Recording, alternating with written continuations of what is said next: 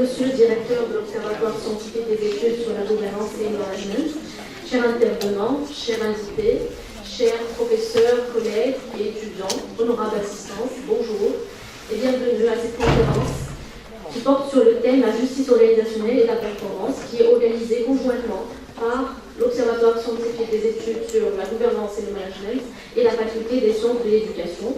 Alors permettez-moi de saisir cette occasion pour féliciter les organisateurs pour le choix de cette thématique de la conférence, qui sera débattue lors de cette rencontre. Donc il s'agira en effet d'ouvrir le débat et d'échanger sur la question de la justice organisationnelle et sur le lien entre la justice organisationnelle et le développement de la performance organisationnelle. Donc avant de commencer la conférence, des mots d'ouverture de la part du directeur de l'Observatoire scientifique des études sur la gouvernance et le management, M. Dia, c'est la parole. Alors, que mes amis, professeurs invités, professeurs qui sont là, m'autorisent de remercier d'abord et avant tout les étudiants qui ont été à l'origine de cet événement. Nous sommes nous aussi des invités, nous sommes des invités. Et par conséquent, ce qu'on a fait, on a invité des intervenants. Je vais les présenter. Professeur Samir Mahmoud, le directeur, vous le connaissez maintenant, c'est le directeur de l'Agence nationale de lutte contre l'analphabétisme. Professeur Zitouni Rani Al-Tarif, mais c'est lui qui est derrière tout ça. Parce que tout ce qui est événementiel, tout ce qui est pratique, je rappelle que le professeur Zitouni, c'est lui qui était, je dirais, l'initiateur des Olympiades. C'est lui qui était à l'origine du financement. Il était à l'origine de beaucoup de choses, que ce soit l'idée, la conception, le déroulement, etc. La mobilisation des étudiants. Donc je tiens à le remercier, à le féliciter, principalement parce qu'il fait énormément pour les étudiants et pour cette faculté. Je tiens aussi à remercier mon cher ami, c'est Abdouah Ben Sassi, qui nous aide. C'est un professionnel, je dirais, de la finance, mais aussi des ressources humaines, que je remercie infiniment pour avoir répondu présent malgré, bien sûr, les tâches énormes qu'il a. C'est Samir aussi. Je remercie le professeur Chakaoui, qui a bien sûr accepté d'animer, mais si on fait ça, on ne le fait pas pour nous, on le fait pour les étudiants. Donc tout ce travail-là, parce que aujourd'hui le thème de la justice organisationnelle, c'est un thème qui invoque, je dirais formellement, mais il a été toujours traité d'une manière implicite. Et par conséquent, un spécialiste en GRH qui ne s'intéresse pas, ou en management en général, qui ne s'intéresse pas à la justice organisationnelle, ça veut dire qu'il est lui-même dans une logique d'injustice organisationnelle au niveau de la réflexion, au niveau je dirais, du mode opératoire cognitif d'IALO. Et par conséquent, merci à tous les étudiants qui ont été et qui ont piloté cet événement pour nous, parce que ce thème-là, c'est un thème très récent. Je crois que nous sommes les premiers, modestement je le dis, les premiers à traiter cette question de la justice organisationnelle qui a vu le jour début des années 2000 dans les pays développés. Bien sûr, c'était traité, je le dis, je le répète, c'était traité d'une manière implicite. En tout cas, je vous félicite et je vous remercie pour cette invitation, parce que moi aussi, je suis invité, comme tout le monde, pour faire une petite présentation aussi, bien sûr modeste, comme tous les collègues, mais la richesse, c'est une richesse collective de partage et d'échange et de mutualisation. Voilà. Merci Madame la Présidente. Merci Monsieur Gérard. Donc, je passe la parole tout de suite à Monsieur Zitouni pour la mobilisation. Bonjour tout le monde. Merci Madame la Présidente. Monsieur le Directeur de l'Observatoire scientifique et des études sur la gouvernance et le management, Mesdames et Messieurs les professeurs, Messieurs les intervenants, nos étudiants, honorables assistance, je suis aujourd'hui très heureux de participer à cette conférence sur une réflexion scientifique relative à la justice organisationnelle et la performance. À cette occasion, je tiens à remercier M. le doyen qui a beaucoup aidé à faire aboutir cette conférence à tous les niveaux. Également, je remercie Mme Malika et l'équipe administrative qui accompagne jour et nuit l'ensemble des initiatives lancées par les étudiants des deux masters, à savoir le master gouvernement gestion des ressources humaines et ingénierie des compétences et le master management des organisations et ingénierie de la formation. Je salue également les étudiants et le comité d'organisation qui ont fourni beaucoup d'efforts pour assurer un bon déroulement de cette conférence. Également, je suis entièrement reconnaissant de tous les intervenants d'aujourd'hui, dont certains sont produits de cette faculté et qui ont accepté de partager avec nous leur connaissance, leur savoir et leur expérience. Et pour conclure, je remercie chaleureusement une personne qui a donné et qui a fourni beaucoup d'efforts à la science, à l'université, à la faculté et à nous. C'est grâce à Dieu, à cette personne, que nous sommes réunis aujourd'hui. Merci à cette personne de nous avoir donné les clés de réussite. Confiance en soi, en ses capacités. Comme vous le savez, les plus grandes leçons ne sont pas tirées des livres, mais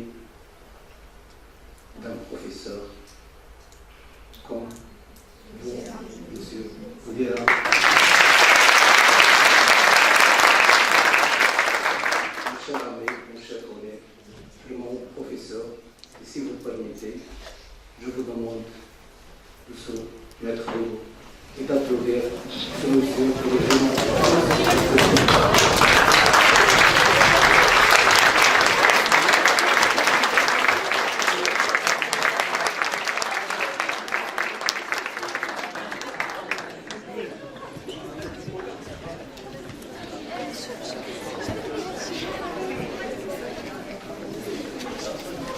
Merci, Madame la Présidente.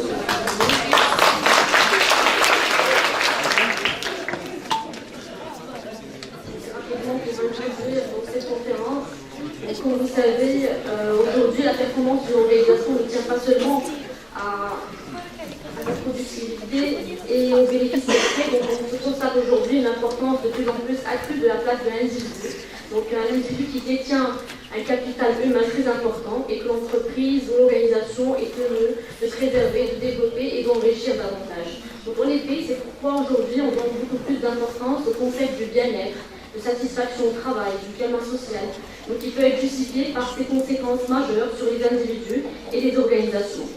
Donc, dans ce contexte, la justice organisationnelle apparaît comme une pièce maîtresse de la performance au travail. En effet, la reconnaissance au travail, qui est riche en sens, est une variable clé de la gestion des ressources humaines au sein des organisations qui mérite aujourd'hui d'être débattue lors des travaux de cette conférence. Donc, je dirais que la justice organisationnelle s'intéresse aux perceptions des individus face aux traitements reçus dans les organisations, aux réactions comportementales qui sont issues de ces perceptions et aux différentes entités qui sont impliquées dans ce processus. Donc à ce niveau, on peut dire que le rôle du manager est capital pour garantir la justice et la reconnaissance, qui paraît également intéressant à analyser. Donc voici ensemble les principaux objectifs de la présente conférence qui est destinée à mieux comprendre dans un contexte organisationnel les liens entre perception, de justice organisationnelle et le sentiment de reconnaissance et le lien aussi avec le développement de la performance organisationnelle. Donc à ce niveau, il y a un certain nombre de questions qui se posent. Donc d'abord, qu'est-ce que la justice organisationnelle? Quels sont les concepts qui sont liés à la justice organisationnelle? Une autre question, quel est le lien qu'on peut faire avec la performance organisationnelle? Quels sont les avantages de la justice organisationnelle et comment la mettre en place, comment créer une entreprise qui soit juste pour ses collaborateurs? Donc voici les questions clés de cette conférence, questions qui seront débattues par nos intervenants, que nous sommes ravis d'accueillir parmi nous, des experts praticiens dans le domaine. Donc Monsieur Samih Hmoud, directeur de l'Agence nationale de lutte contre l'analphabétisme, merci d'avoir répondu présent à notre invitation. Professeur Dira, donc directeur, je rappelle, de l'Observatoire scientifique des études sur la gouvernance et le management. Monsieur Bensassi, donc responsable financier de la Fondation des œuvres sociales du ministère des Finances. Je vous remercie également pour avoir répondu présent à notre invitation. Alors sans trop vouloir m'attarder, je remercie tous les intervenants encore une fois. Et nous commençons tout de suite la conférence par la première intervention. Donc c'est de M. Samih Hmoud, qui va nous présenter les principales notions et concepts qui sont liés à la justice organisationnelle. C'est la parole. Merci beaucoup, madame. Bonjour tout le monde. De prime abord, je voudrais partager avec vous mes sentiments de joie, de plaisir d'être parmi vous aujourd'hui, de débattre ce concept original avec vous. C'est toujours une fierté pour moi d'être à la faculté des sciences de l'éducation, de partager avec mes chers étudiants quelques thématiques d'actualité. Mais avant tout, c'est un honneur pour moi de répondre favorablement à l'invitation de mon grand professeur Sekdira. Je suis toujours honoré pour répondre à sa demande de mon grand professeur Sekdira, que je tiens à le remercier vivement pour son appui, pour son encadrement, pour tout ce qu'il fait pour cette faculté. Et je voudrais à cette occasion souligner une idée extrêmement importante. C'est le rôle de l'étudiant dans le développement de l'enceinte de formation avant de débattre ce concept de justice organisationnelle. C'est une idée pour moi maîtresse, pour vous remercier, mais également pour démontrer votre rôle primordial à jouer pour le développement d'une enceinte de formation. On entend toujours parler d'une grande école, d'une grande institution et des labels des institutions labellisées. Et moi, je suis toujours sceptique à ces concepts parce qu'en fait, ce n'est pas l'institution qui est grande ou il est labellisé, mais plutôt c'est l'étudiant au sein de cette enceinte de formation qui est pour moi labellisé. Et la faculté des sciences de l'éducation se distingue par rapport à ce point pour la simple raison que c'est rare qu'on voit des facultés, des universités qui se démarquent avec, je dirais, ce grand souffle et dans une durabilité pour marquer sa présence qualitative. On entend je suis également lauréat d'un certain nombre d'écoles et on entend toujours parler de grandes écoles. Alors en fait que la dynamique d'une grande école vient toujours de la qualité de l'étudiant et ça a été, je dirais, réalisé, effectué par les étudiants de la faculté des sciences de l'éducation et c'est une faculté qui commence à se distinguer déjà par la qualité des activités qui sont réalisées, par également la création de cet observatoire qui joue un rôle extrêmement important. Et comme vous le savez, la création d'une association, d'un observatoire, d'un espace de recherche, ce n'est pas une fin en soi, mais la finalité, c'est la qualité des activités et la pérennisation de son action. Et on voit aujourd'hui le cas pour la faculté des sciences de l'éducation et l'observatoire, et qui travaillent conjointement, et à chaque fois on est impressionné par la qualité de la production. Aujourd'hui, nous sommes devant une thématique assez originale, assez nouvelle. Ça a été dit par le professeur Dira. Et le mot-clé, je pense, c'est un concept qui reste quand même implicite. Et donc le défi, le challenge pour les étudiants de la faculté des sciences de l'éducation, c'est comment rendre ce concept explicite. Pourquoi il faut le rendre explicite, à mon sens, pour deux raisons. Un, pour dépasser la perception négative qui peut toujours être dégagée par un concept managériel ou un concept nouveau. Et donc, il s'agit donc d'un effet de mode. Et deux, pour expliciter ces avantages concrets pour l'organisation, pour toute institution, pour qu'il développe sa manière d'intervenir. D'ailleurs, cet exercice, on est toujours, c'est-à-dire dans une situation de vivre cette perception pour un certain nombre de concepts. L'exemple du marketing, l'exemple des styles de management, du concept de gouvernance, mais grâce à ces activités, grâce au rôle des acteurs pour le rendre concret et tangible, et surtout pour démontrer le profit que peut une organisation, donc une organisation dans son sens large, public, privé, établissement public, administration, ministère, société, petite et moyenne entreprise, c'est à travers cette manière qu'on peut dépasser cette culture d'effet de mode de ces concepts et de donner la meilleure position de ces concepts par rapport à d'autres filières. Et pour rendre le concept managérial de façon générale un métier. D'ailleurs, c'est l'un des enjeux, des challenges qui se posent pour le management de façon générale, c'est qu'il est toujours considéré comme un support, comme un aspect secondaire par rapport au métier, par rapport au domaine d'activité stratégique d'une entreprise. Et donc, si on arrive à travers ces activités, à travers les livrables, les productions de tout chercheur, étudiant, de rendre ces concepts en tant que métier, donc à ce moment-là, on peut dépasser un certain nombre de discussions, d'appréhensions, et on peut passer au vif du sujet, c'est de mettre en pratique ces concepts au sein des institutions.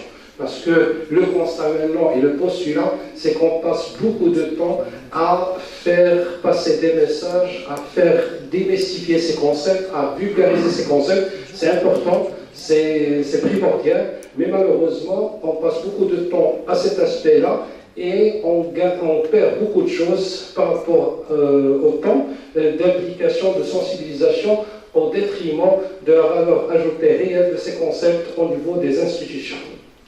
Et là, on peut faire une comparaison par rapport à d'autres pays qui déjà ils sont très bien en avance par rapport à un certain nombre de concepts.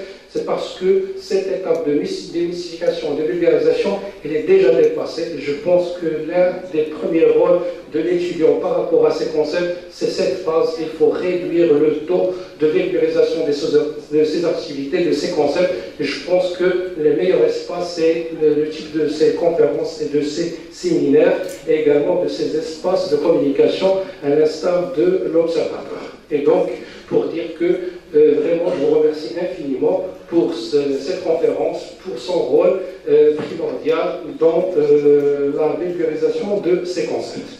Alors maintenant, par rapport à l'intervention, par rapport à ce concept vraiment original, je vais l'appréhender d'un point de vue assez particulier. Je ne vais pas aborder toutes les notions et concepts de la justice organisationnelle, mais je vais essayer d'organiser la chose d'un point de vue gestionnaire des ressources humaines. Parce que, à mon sens, la place de la gestion des ressources humaines en faveur de la justice organisationnelle comme étape intermédiaire pour parvenir à la performance, c'est une, je dirais, étape essentielle. Et tous les concepts liés à la justice organisationnelle, je peux dire que la majorité de ces concepts peuvent trouver la place à la bonne gestion des ressources humaines. La justice organisationnelle, c'est un peu un concept, comme j'ai dit, original, mais il est implicite, mais qui fait appel à beaucoup de concepts, à un carrefour de concepts, et aussi il fait appel à une dynamique managériale importante, une dynamique managériale donc, qui englobe toutes ces composantes. Alors, la justice organisationnelle, le mot-clé c'est être juste. Alors, comment on peut être juste? Est-ce qu'à travers l'égalité? Est-ce qu'à travers l'équité? Est-ce qu'à travers une bonne distribution? Est-ce qu'à travers une bonne perception de la distribution organisationnelle? Comment on peut être juste? C'est ça la grande question. Et donc, déjà dans cette question, j'ai partagé avec vous un certain nombre de mots-clés donc, qui sont pour moi essentiels, qui font partie de la définition de la gestion de la justice organisationnelle, sans aborder la question de la performance, que je préfère la traiter à la fin de mon intervention. Et donc, la justice organisationnelle, il y a un certain nombre de définitions, beaucoup d'auteurs qui ont abordé cette question, mais si vous le permettez, moi je vais essayer d'être simple dans mon intervention. Je vais partager avec vous un cadre logique qui m'interpelle pour faciliter le partage de ce concept en analysant la majorité des lectures des ouvrages ou des propos qui ont été qui ont traité la question. Donc, lorsqu'on a parlé de la justice organisationnelle, donc derrière, on parle qu'en premier mot-clé, c'est de la rétribution. Donc, comment on procède à la rétribution, comment on procède à sa distribution. Mais la rétribution par rapport à quoi? Par rapport à une contribution. Et la contribution également par rapport à quoi? Je vais contribuer dans une organisation, je veux contribuer, je veux réaliser quelque chose, je suis appelé à contribuer comment? Par rapport à quoi? Par rapport à une attribution. Et donc pour moi, pour être simple, le cadre logique pour moi, c'est la justice organisationnelle fait appel à ces trois composantes essentielles. 1, la rétribution. 2, la contribution, et 3, l'attribution, sachant que le point de départ, c'est l'attribution, mais la finalité, le point le plus important qui fait appel à beaucoup de discussions et de débats, et qui est la cause je dirais, de l'intérêt de cette thématique, c'est la rétribution. Et donc, avant de parler d'une rétribution, cette rétribution peut être sous forme d'une motivation, d'une récompense, mais également ça peut être sous forme d'une sanction. Donc la rétribution, il a les deux couleurs à mon sens. Et cette rétribution, ça peut être sous forme d'une prime, d'un salaire, mais également sous forme d'autres avantages. Alors, on va réaliser cette rétribution par rapport à quoi et à quel moment on peut être juste. Ça, la grande question. Être juste, c'est quoi? Est-ce qu'on donne la même chose pour tout le monde? Est-ce qu'on va donner une autre distribution, sur quelle base, avec quels critères, et quels sont ces critères, comment ils peuvent être partagés avec tout le monde. Et donc partager avec tout le monde, c'est là la clé de réussite, c'est derrière ce partage qu'il faut instaurer toute une dynamique managériale pour parvenir à un système qui est consensuel, qui est admis par tout le monde et qui crée une certaine motivation durable et qui ne pose pas des problèmes, qui ne nous laisse pas devant des situations désagréables à cause de je dirais, l'injustice organisationnelle. Et donc, rétribuer par rapport à une contribution, donc quelqu'un qui veut contribuer dans une organisation, il ne va pas le faire comme ça au hasard, de façon aléatoire. Il faut un cadre de référentiel, il faut un référentiel, et donc c'est la question de l'attribution. Et dans un cadre de la gestion des ressources humaines, comme vous le savez très bien, donc une attribution doit être bien définie. Bien définie dans le cadre d'une fiche de poste de travail, de façon plus large, c'est la gestion prévisionnelle des emplois et des compétences. Et donc là, le concept de gestion prévisionnelle des emplois et des compétences prend toute sa place dans le cadre de la justice organisationnelle, à mon humble sens. Et donc il faut que le salarié, l'employé, la personne qui est affectée à cette organisation sache tout d'abord quelle est sa mission. Il faut que sa mission soit très claire par rapport aux activités, par rapport aux compétences requises, par rapport aux compétences acquises, et également par rapport à la performance escomptée. Et d'ailleurs, vous pouvez faire l'exercice tout de suite si vous n'avez pas une clarté et visibilité sur la mission. Donc déjà, un des éléments de la motivation, il est un peu risqué, et donc la performance recherchée au final, il est négativement impacté. Cette fiche de poste, cette gestion prévisionnelle des emplois et des compétences, il doit être donc menée de façon rigoureuse au sein de l'institution. Et le rôle de manager au sein d'une institution, c'est de déployer cette gestion prévisionnelle des emplois et des compétences qui doit dépasser l'aspect technique, l'aspect savoir-faire pour mettre en place une dynamique managériale. Parce qu'un poste de travail, la définition d'un poste de travail peut se faire de façon très simple au sein d'un bureau, de façon individuelle, mais est-ce que le résultat escompté peut être atteint? Je pense, d'ailleurs, comme vous le savez, c'est non, parce que la définition d'une fiche de poste de travail, c'est une déclinaison d'une stratégie de l'entreprise, de l'organisation, et c'est un déploiement d'un état d'esprit avant tout.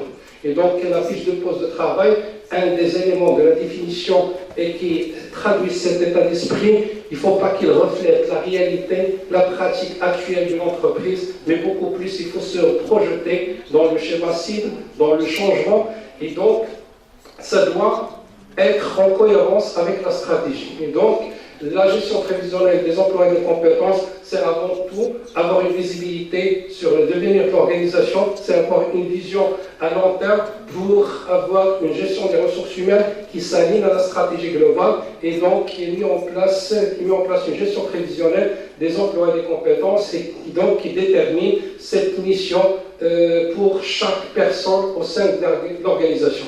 C'est une déclinaison individuelle, mais avec une logique collective. Chaque personne doit contribuer, mais par rapport à l'objectif global de l'institution qui doit être tracé au départ dans le cadre de la stratégie globale de l'organisation.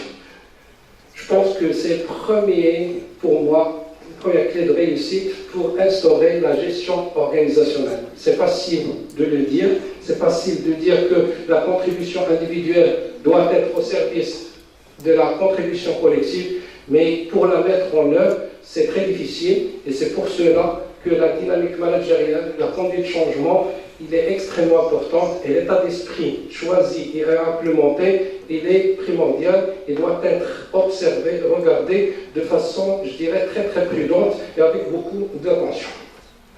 Donc, une fois la question d'attribution, il est, je dirais, réglé, arrêté et défini. Par la suite, la question de la contribution, c'est une mise en œuvre de l'attribution. Donc, j'ai mon cadre de référence, j'ai en quelque sorte un cadre contractuel avec l'institution. Donc, c'est un cadre contractuel entre l'individu et entre l'entreprise pour réaliser ma mission convenablement selon les compétences requises, mais surtout dans le cadre d'une performance globale. Je vais revenir, comme j'ai dit tout à l'heure, sur cette notion de performance et sa difficulté tout d'abord de la préhender, de la cadrer et par la suite de la mettre en œuvre et voir l'évaluer. Donc, contribuer, cela suppose que le cadre de référence est défini et que le cadre de référence définit également, en plus des objectifs, et définit les moyens. Les moyens englobent tout, englobent l'aspect compétence, mais englobent aussi les moyens de travail. Et donc, chaque aspect de ce cadre contractuel et à la fois référentiel, il a sa place dans la justice organisationnelle. Il peut, à ce moment-là, influencer sur la bonne marche et la bonne exécution de ce cadre contractuel entre l'individu et l'organisation. Et après, ça vient la question de la rétribution, qui est en fait l'image de la justice organisationnelle. Mais derrière, il faut la préparer en amont à travers cette logique d'attribution et de contribution.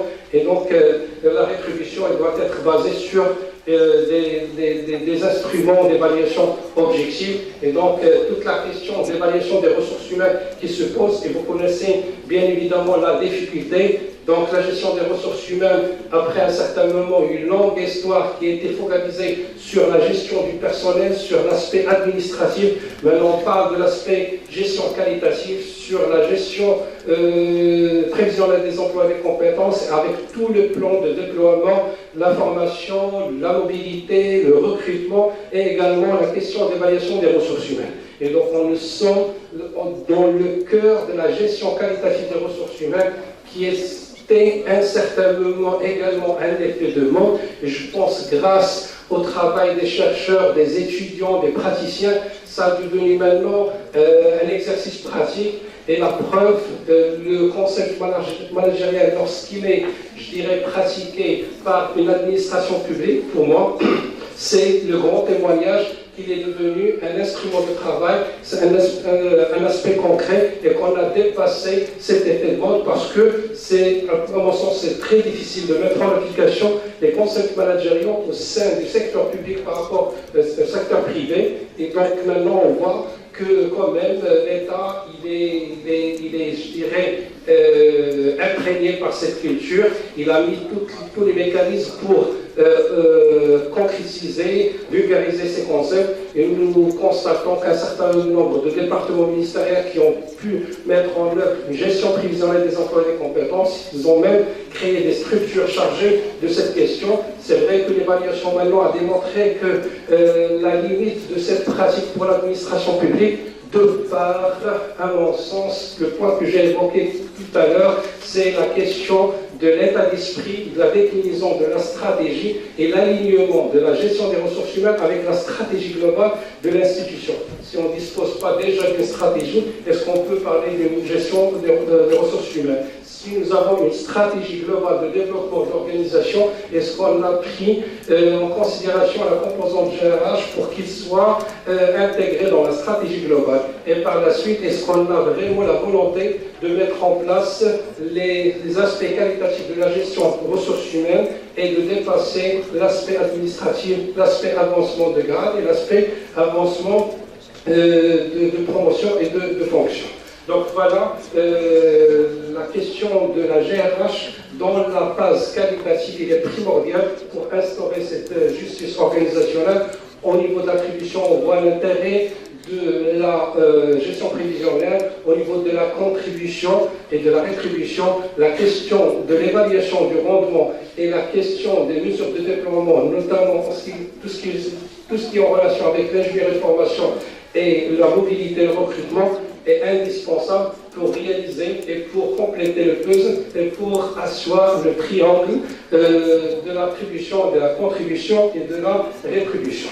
Donc par rapport à cette logique-là, on peut dire qu'on a des entrées à la justice organisationnelle, je dirais des brouillages, des mesures de brouillage pour garantir les bases d'une justice organisationnelle. Alors, quel est l'élément essentiel par la suite? C'est cette dynamique pour mettre en place tous ces instruments. Parce qu'il s'agit en fin de compte des outils, des instruments, mais l'intérêt de la mise en place de ces instruments, c'est la dynamique sociale qu'il faut instaurer au sein de l'entreprise, au sein de l'établissement, au sein du ministère, au sein de l'organisation, pour que cette dynamique soit, je dirais, au service de ces instruments, que ces instruments soient réalisés dans les règles de l'art et que tout le monde doit être impliqué et qu'ils se sont, je dirais, concernés et dans une démarche partagée. Et donc, je pense que la justice organisationnelle, sa réussite, et comme tout, je pense, ce concept managérial, c'est pas une affaire uniquement une affaire technique, mais c'est une affaire beaucoup plus d'état d'esprit, une affaire managériale, une affaire de pérennisation et de durabilité.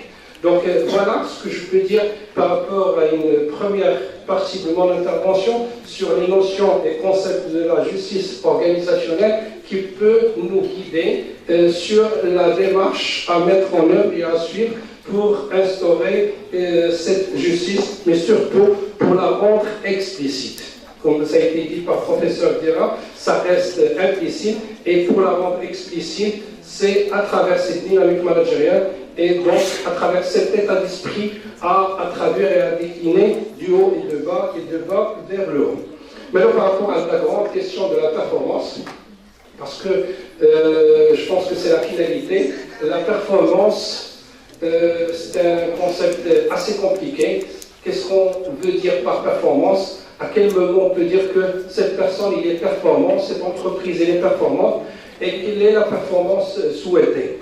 Pour la justice organisationnelle, il est interpellé, je pense, beaucoup plus par ce concept, parce que au moment de la mise en œuvre du processus, c'est la performance individuelle qui est interpellée, et par la suite, c'est la performance collective. Et donc, tous les mécanismes de mesure, d'évaluation de la performance qui doivent être instaurés, doivent être appréhendus, conçus au départ. Donc, au moment du départ, Et la meilleure manière pour clarifier ces performances, bien entendu, c'est cette question d'indicateurs de performance. Et donc, comment quantifier tout ce qui est qualitatif et comment sortir d'un dilemme d'appréhension de ce concept lorsqu'on aborde la question des indicateurs de performance, surtout que récemment, on assiste toujours à un débat qui dit que l'indicateur, c'est quantitatif. Et donc la dimension qualitative, il est laissé à côté, il est en marche, et donc on ne donne pas beaucoup d'importance à la qualité, mais beaucoup plus on est encadré par une méthodologie un peu technique, un peu quantitative. Et donc je pense que le premier défi à lever, c'est que la performance ou les indicateurs de performance, c'est pour la qualité, c'est pour la qualité de travail, c'est pour tout ce qui est qualitatif. Et d'ailleurs, l'enjeu de tout ce qui est indicateur, tout ce qui est chiffre, c'est comment quantifier le qualitatif. Donc, cette, je dirais, séparation entre la quantité et la qualité au sein de la définition de l'indicateur, déjà, je pense que c'est une étape à dépasser pour avoir une vision intégrée sur la notion de performance. Et la notion de performance également, il est très compliqué et il est lié à beaucoup de paramètres et qui est lié surtout à cette notion de l'objectif. Donc, quel objectif nous voulons tout d'abord atteindre? Et par la suite, comment on peut le quantifier, comment on peut le mesurer, et surtout comment on peut dire qu'on a atteint cet objectif ou non. Et donc l'objectif, il doit, encore une fois, soit l'émanation de la stratégie globale de l'entreprise. Et donc à chaque fois, on revient à cette question de stratégie globale de l'entreprise, de l'état d'esprit de manager, du style de management qui est adopté pour faire le bon choix. Parce que si le choix stratégique il est raté dès le départ, tout ce qui va venir par la suite, il est un peu, je dirais, touché négativement. Il y a un grand risque pour le décliner au niveau de toutes les structures de l'organisation. Et donc, cette notion d'objectif et cette notion de l'atteinte de l'objectif et de la mesure, avant qu'il soit une affaire technique, une affaire de mesure, il est une affaire tout d'abord de choix stratégique, une affaire d'un état d'esprit et par la suite une affaire de dynamique organisationnelle basée beaucoup plus sur le déploiement, l'implication et la communication. Donc, voilà ce que je peux dire comme élément d'introduction à cette conférence. J'avais la chance d'intervenir en premier lieu parce que ma position ne me permet pas de maîtriser tous les concepts liés à la justice organisationnelle, mais j'ai essayé de servir comme passerelle entre la théorie et la pratique. Je pense que pour un étudiant, c'est utile d'avoir cette profondeur au niveau de la théorie, cette maîtrise de la pratique, et également cet angle de passerelle, parce que c'est pas évident d'avoir cette passerelle, comment on peut mettre en œuvre, mettre en pratique et vulgariser les concepts théoriques managériaux au sein d'une entreprise. Je veux terminer par rapport à cet aspect de passerelle par un mot,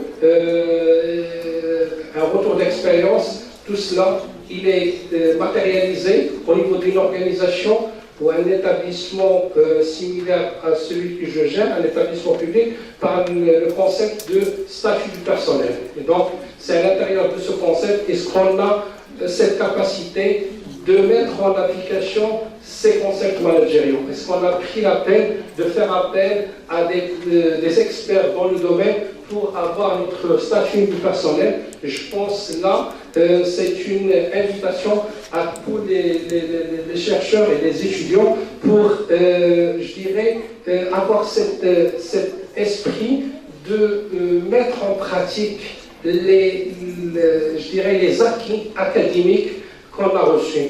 Donc le statut personnel, malheureusement, on le vit parfois, c'est une affaire vraiment administrative, c'est une affaire de rédaction d'un livrable qui reste un cadre de référence pour toute la durée de vie de l'entreprise, donc qui compte dans l'entreprise s'il est mal élaboré. Donc toutes les questions des RH, de la gestion des ressources humaines par la suite, sont malheureusement difficile à les mettre en œuvre. Et donc pour cela, s'il y a un enseignement tiré d'après ma petite expérience et d'après le retour d'expérience, modeste expérience que j'ai eue, c'est que cet aspect-là, il est malheureusement traité d'une autre manière, de façon administrative, et qu'il mérite d'être appréhendé d'une autre façon. Le statut personnel, pour moi, c'est l'espace, c'est le cadre où on peut vulgariser tous les concepts de GRH en lien avec la stratégie globale. Et donc déjà, le mot statut personnel, il a une signification assez péjorative, et donc il faut déjà au niveau de concept faire un travail d'évolution, mais par rapport à une réalité, c'est qu'il faut qu'il soit un statut de la gestion des ressources humaines d'une organisation qui englobe tous les aspects, parce que l'une des défaillances de ce statut, c'est qu'on reste malheureusement dans l'aspect administratif. On donne beaucoup plus l'importance à l'aspect promotion de grade et à l'aspect mérite qui est distribué de façon très standard, sans qu'on fasse appel à ce concept de justice organisation. Voilà ce que je peux dire modestement par rapport à ces concepts. J'espère que j'ai donné quelques éléments de réponse à la première intervention, et je vous remercie infiniment.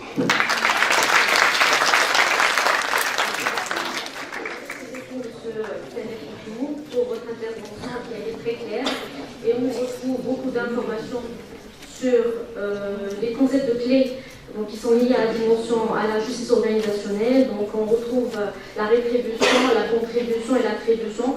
Donc d'abord la rétribution, donc, vous avez parlé donc, de la dimension distributive, donc qui se définit comme une justice perçue face aux récompenses, notamment les salaires, les primes, les horaires de travail, les évaluations.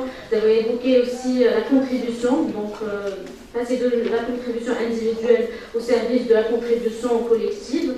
Et l'attribution, donc j'ai retenu aussi que le maître mot de la justice organisée, c'est d'être juste. Donc vous avez souligné également l'intérêt de l'alignement de la gestion des ressources humaines à la stratégie générale de l'organisation. Donc c'est une question très importante. Donc il faut savoir que les trois éléments dont vous avez parlé, donc amener les individus à percevoir donc, la situation comme juste ou injuste, en fonction d'une évaluation réalisée. Vous avez également insisté sur l'intérêt de mettre en place un système d'évaluation qui constitue la pièce maîtresse d'un système d'un processus RH, et donc qui constitue un pilier et un outil fondamental pour atteindre justement la justice organisationnelle. Donc, vous avez évoqué également donc, la difficulté, parce qu'en fait la difficulté majeure de la justice organisationnelle réside dans la nature donc des concepts qui est très subjectif. Donc la définition de la vision associée à ce thème peut différer sensiblement d'une personne à une autre. Donc c'est une question qui est très importante dans la justice organisationnelle. Donc je vous remercie beaucoup. Donc vous avez pu également faire un retour d'expérience par rapport à votre propre expérience. Donc ces rencontres en fait sont faites aussi pour partager, pour échanger donc des expériences, parce que c'est comme ça qu'on peut construire ensemble des projets et s'inscrire dans cette exigence. Donc je vous remercie beaucoup M. Mahmoud. Et je passe tout de suite la parole à mon professeur Dira pour nous parler donc, de la relation entre la justice organisationnelle et la performance. Je pense que les invités d'abord. D'accord. Donc je passe la parole à M. Bensessi, donc qui va nous parler du rôle de l'État pour l'instauration de la justice organisationnelle. C'est à vous. Merci Madame Sokawe, merci M. Dira, cher ami Mahmoud, honorable présence. Permettez-moi tout d'abord également de remercier vivement le professeur Mahmoud Dira, qui m'a permis, ça fait 2 ans, d'être au sein de l'AFSE, étudiants et enseignants, conférenciers et participants. C'était très riche, je vous remercie beaucoup. Je vous remercie pour votre disponibilité et à la hauteur de vos exigences, je dirais, pour votre encadrement technique, pour votre accompagnement pédagogique et votre soutien moral, dont nous allons rester, je dirais, admiratifs. Par rapport à notre sujet d'aujourd'hui, effectivement, c'est un sujet, comme vient de le souligner notre cher ami, c'est Mahmoud Al-Sameh, c'est un sujet d'importance particulière pour plusieurs raisons. D'abord,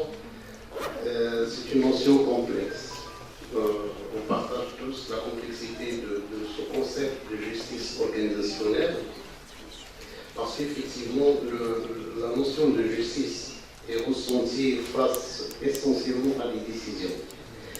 Et elle est ressentie essentiellement en fonction d'un certain nombre de paramètres et d'un certain nombre de comparaisons implicites. Donc souvent, on est en train de faire deux niveaux d'analyse. D'abord, un niveau d'analyse personnelle, qu'est-ce que je donne, qu'est-ce que je reçois, et après, je cherche toujours une personne référente pour se situer et, je dirais, ressentir une justice ou bien une injustice. La deuxième raison d'importance, je dirais, de notre sujet, est qu'il se positionne au carrefour d'un ensemble de concepts RH qui sont positivement corrélés à la performance individuelle et collective. Donc, plusieurs études de terrain ont démontré la corrélation positive entre perception de justice organisationnelle et engagement organisationnel, perception de justice organisationnelle et motivation dans le travail, perception de justice organisationnelle et implication dans le travail. Donc c'est un concept clé, comme je viens de le dire, au carrefour d'un certain ensemble de variables qui stimulent positivement la productivité et la performance tant individuelle que collective au sein des organisations. Et c'est un sujet également important parce que c'est un concept qui explique le comportement au travail. Donc, la perception de l'injustice explique comment on se comporte au travail. Il explique ce qu'on appelle les rôles contrôlés, donc les façons, je dirais, informelles